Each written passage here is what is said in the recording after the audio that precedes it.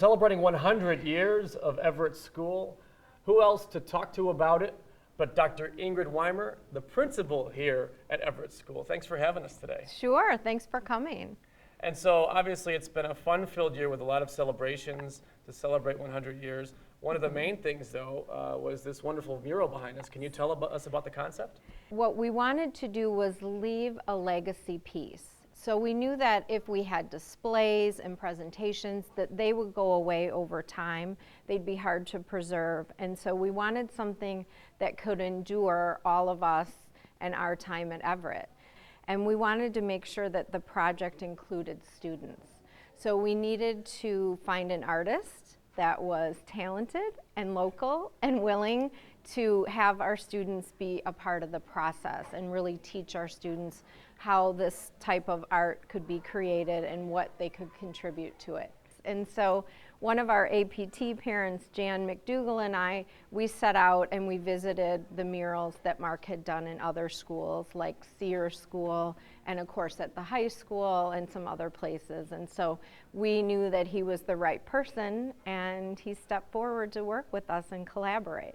What were some of your favorite artifacts that you received? Unbeknownst to me, there was a time capsule that was created for the 75th anniversary of Everett School. The time capsule was buried in our basement. Not exactly buried, but hidden in the basement. So we got a random call from a former teacher, Brian Wolf, and he came and he opened up the time capsule and he's sharing the artifacts with our students because we're going to be creating our own time capsule on June 9th. We'll reseal the one from the 75th, we'll seal ours together, and we'll put those in the basement to be opened up in another 100 years. So who would you like to thank for this wonderful celebration and the wonderful mural? Well, in addition to Mark McMahon, Gail Galloway, who is also an artist, she partnered with Maria Galuzzi, our art teacher, to help our students create the tiles that form the perimeter of the mural. So we certainly want to thank Mark and Maria and Gail. And my partner in the whole project was Jan McDougall, one of our parents, and she was a great help, and she rallied a whole committee of parents that helped us with our celebration in April. And the Lake Forest and Lake Bluff Historical Society were wonderful. What are some of your favorite things that happened this year? Well, one of the things that we were really excited about was getting the kids to learn a lot about the history of the last 100 years here in Lake Forest and how Everett School came to be what it is today. So for each of the grades, the teachers were given 2 decades to research with their students and to do projects to learn more about what was going on nationally and locally and specifically with Everett School.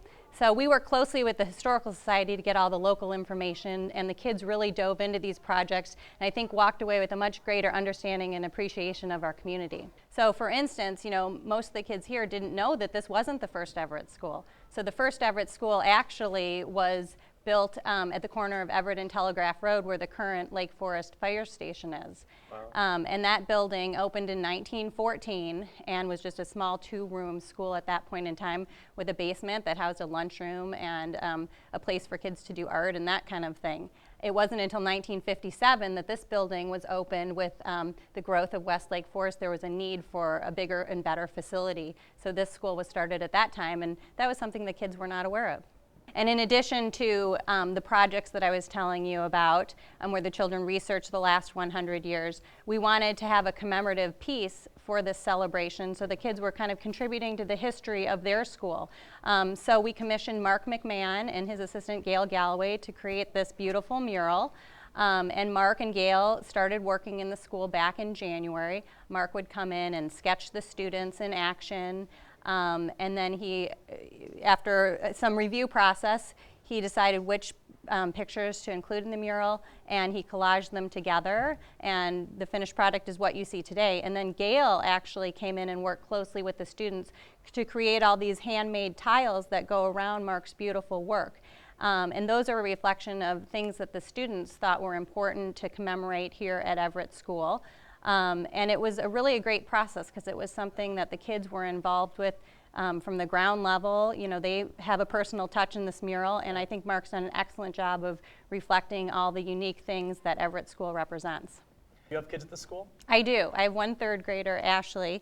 Where's her tile? Let's check it out. Her tile, I do know. It's right down here. It's the lunchbox. Of course, now Is that it? that's the lunchbox. Or no, it's this one. That's the lunchbox right there. And I also just wanted to add, you know, in addition to this great mural, we had a wonderful celebration event here at Everett School where the kids showcased all their work from their historical projects. The mural was unveiled, and it was open to the community to come and share in this experience. And that was an important part of also what we wanted to get out to the community is sharing all this historical research, because we realize that history is only as good as the people that learn about it and see it. So we felt like we were contributing to our community by sharing all this information.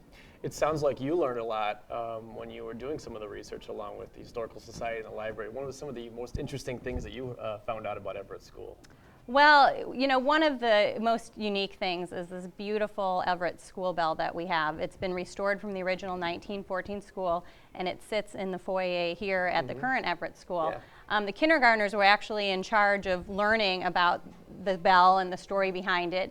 And what happened was when the bell was taken out of the original school back in 1957, the original custodian, his name was Gene Seil, he took the bell and kept it for safekeeping until, you know, they could find a new home. And it didn't find a home here. It stayed with his family for several years, actually until 1994. Wow. When Shirley Paddock, a longtime Lake Forest resident, she knew someone from the Seil family that was in possession of the bell, and she encouraged them to return the bell to Everett School. And along with Pauline Moore from the Preservation Society, they worked together to restore the bell, ship it back here to Lake Forest, and they gave it to Everett School for its 80th birthday celebration. Tell me a little bit about what your role was in getting this beautiful mural on the wall. I presented the concept to the children and worked with them. Actually, I came into each classroom twice. Once to present it, and to actually help the children create it. And then later on in the process, I went back in to talk about how to glaze it. So we had made up, regular drawing paper with a 4x4 square on it, with their names on And it. these are 4x4? These Yes, bordered ones? Mark's Okay. tiles are 6x6, and the other ones are 4x4. Okay. And so they were to draw a drawing inside that 4x4 square Okay. of an idea that they might want to create. And they had to make a slab, which is just a flat piece of clay, and trace around a template to make it 4x4. Oh, you gave them a square so that they had a square slab. Yes. I'm learning some stuff today. Here we go. Okay. And then the hard part is to create the image raised from the surface. It's not carving into the clay, it's building the clay up. Can I show you how, Sure, yeah. you know, like, some of the ideas were art. There's a palette with a little brush here. There was science. These are beakers. Oh yeah, that would be hard to do just with your hand, that's for sure. For So, sure, of and they had to course. make the little shape out of another piece of clay and attach it on and make That's it pretty into impressive. it. This one was the Spirit of '67 because our fundraiser people were so helpful, and APT as well. Thank you, Spirit of 67 and APT. Yeah, but the point is, and actually I got to show you this one. You know what this one is? It says 200, 300, 400, 500, 600, 700. This is supposed to be the stock market. I was going to say. And I will never forget that because I'm thinking, oh my goodness. Anyway, Mark's tiles are two-dimensional. They don't stick up from the surface. And these are three-dimensional. They're in relief. And then we had texture tiles where the kids just pushed items into clay Let's see to some give it seashells. roughness and Wow. interest in design. What is that, a screen maybe? Or a fork that might have okay, just yeah. made scratches into the surface. Wow. So Gail, all of these tiles and all of these children, you couldn't possibly execute all that yourself. You had to have some help with this. I did. The art teacher, Maria Galusi, was wonderful, helping me with materials and helping me with the children's names and learning them and how to do all that. And after I did the glazing process, which was when I went back into the classroom and we would pour glaze into little cups and they would brush that on to each one of their tiles after it had been fired once. It's pink. And Oh. the kids didn't understand that. Well, why am I making it pink? But I had to, in a fun way, explain that actually it's clear. It's kind of magic. Trust me. It's pink now, but after it comes out of the kiln, it'll be clear and shiny. It's going to look really, really great. So the clay started out gray, and then it appeared pink for them. for a No, while. it starts out gray, and then it gets fired first, and that makes it white, Oh, okay. All but a right. dull, kind of chalky white. Okay. And then it gets glazed again, and it comes out shiny white. It's Okay, all right, transparent. okay. Uh-huh. All right. And Maria, again, then after that process, Maria was the go-to person for helping with all the kiln work and firing it and putting it in and taking it out. We helped around the edges, Mark and I both did, but in general, she really, really helped out with that a lot. So we were really grateful for her help. Let's see, we got social contract, we got responsible, listen to speaker, follow directions. Yes, I'll be checking this off when you do this. Are you treating the tools properly? When you open the door, do you use the handle or do you just yank it open? See, I'm going to be watching you. I didn't, are these rules to the classroom or? Yes, Okay, and so were there also rules to the mural out in the hallway as well? absolutely. Well, we follow these rules when we create the mural. And what were some of the things that you did in being involved in this mural out there? Starting from the discussion with the students about creating a relief tile, talking about introducing the idea of a prominent Lake Forest artist is going to be coming and joining their work with his work. They were really excited about that. I like to think that they are the greatest artists in Lake Forest. No offense to Mr. McMahon. You guys hear that? You guys are the greatest artists ever. We have real kids here. That's not fake kid noise. We have real kids here. And so we started off just by discussing symbols and what they mean and how they could represent 100 years of Everett Elementary School. And we started drawing. I did tell them this is the first time that we're going to be choosing pieces that they've drawn. We're not going to just say okay for the first one. So they took it very seriously. Wow, when you're drafting things like that, then yeah, this is a process. Hey. Not to mention they know it's going to be up on that wall Yes. for quite some time. Yes. No pressure at all, right? No, they were very excited. Okay. And so, did you have to send this out to a kiln somewhere in the other side of town? Or No, what? we are lucky enough to have a kiln right here in the art room. This is our beautiful kiln. Also, this was actually a grant that the Spirit also granted us. Thank you, Spirit of 67. Yeah, about 10 years ago. So it's relatively new. It can hold, it's on right now. It can hold probably 2 class worths of clay. So we had to continually, every day I was loading and unloading the kiln. Sounds like a lot of work. Yes, but Probably it's fun. you just said it is fun. I was thinking that like working with the kids would be fun, but loading this thing would not be fun. Well, it but- was kind of a treat because I was the first one to see the finished tiles. So I got the, number one access to everything that was coming out of the kiln. So I got to see it first, and I was like, so excited. I was talking to Dr. Weimer about it, like, oh, you got to come by and see. So we had a lot of fun. We had fun, obviously, working with the kids. That's why I'm a teacher. But getting to see the fruition of their hard work was really a treat. Great, and it's obviously a treat also to be a part of something that's going to be on the wall in the school for generations to come too. Absolutely, to be part of the legacy. I mean, we're first of all, we're part of 100 years, which is mind-blowing to comprehend. But the idea that the children's children can come back and see their work is going to be really exciting, and I think so beneficial to all the students. I heard that you had a starring role in the actual mural itself too.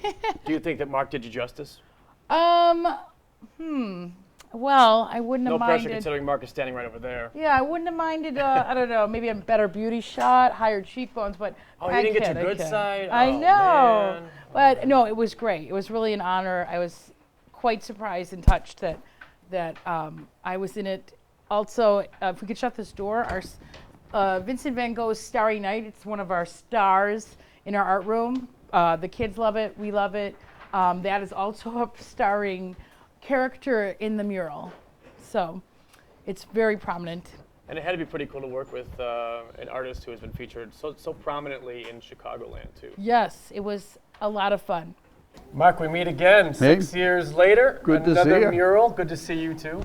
So the mural looks similar, although I'm thinking you did a different concept this time around. This is a tile mural, is that right? This is a tile mural. The one we did before was at Croya, and that was painted on the wall mural and stuff. And this one is a ceramic tile. This is similar to Lake Forest High School's mural. Okay.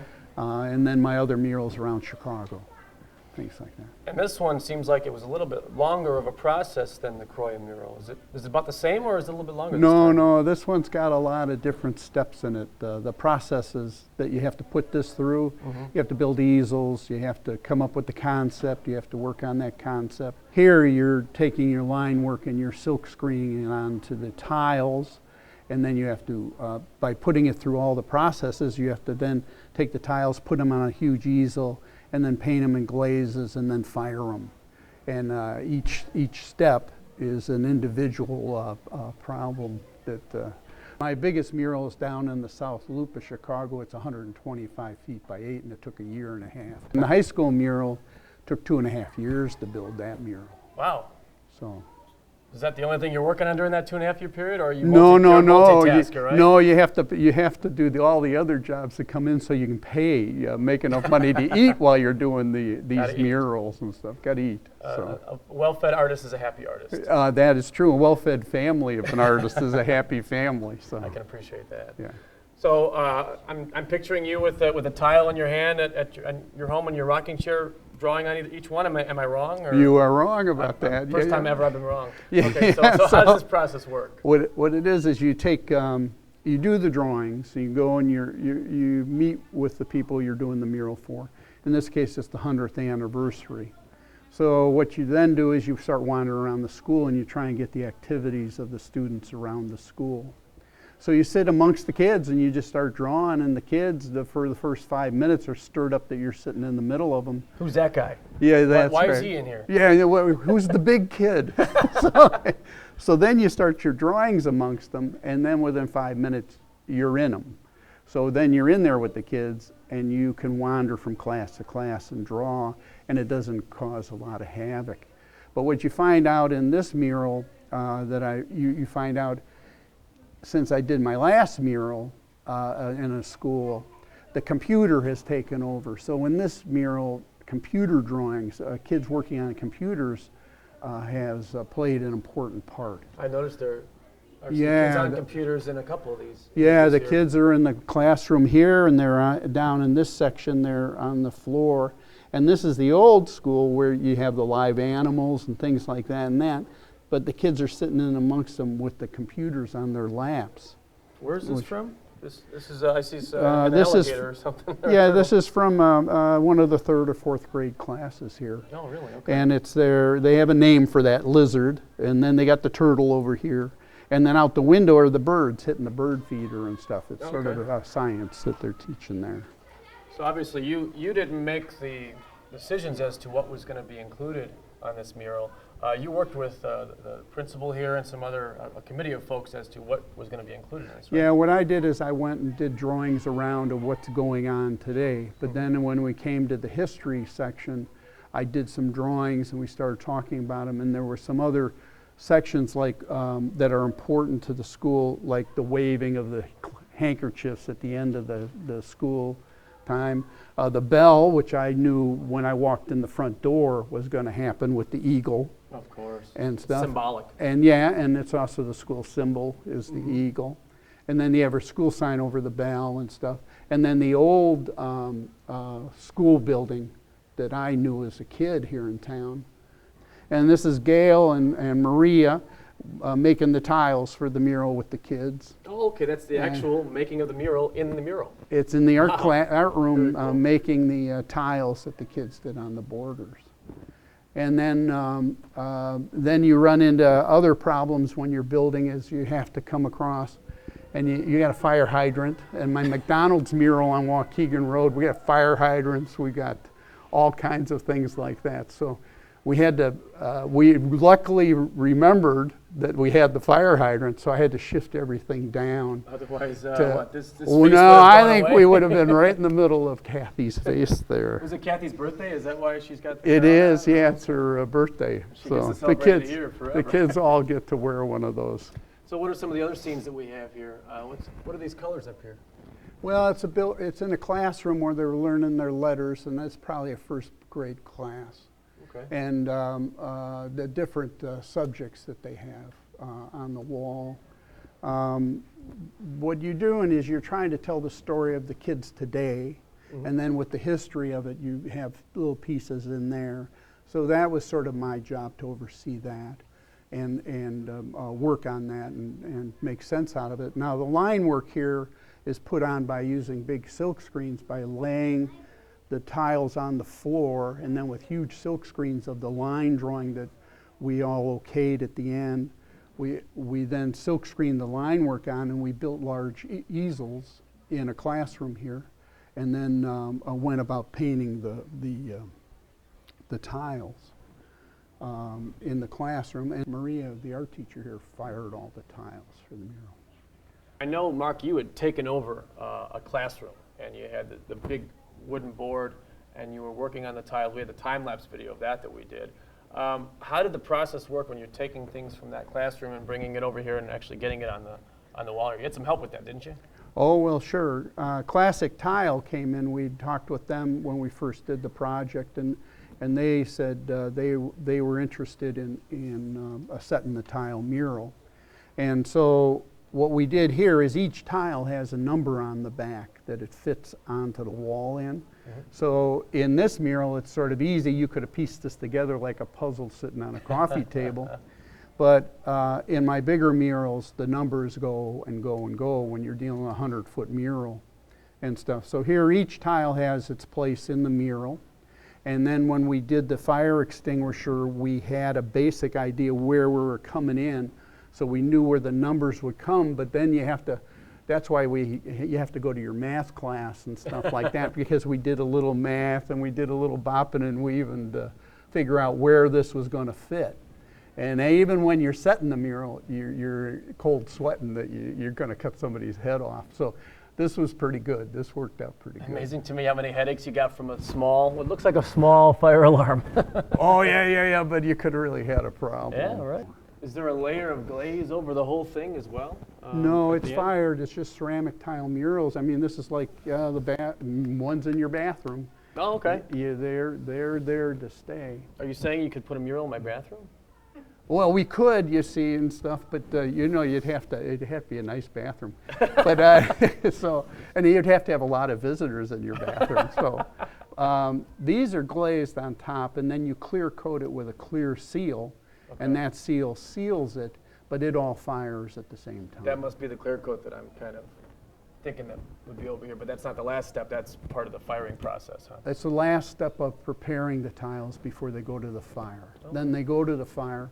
Each tile is handled about 18 times before it goes on the wall. So what Croya mural took about a week to paint it on the wall.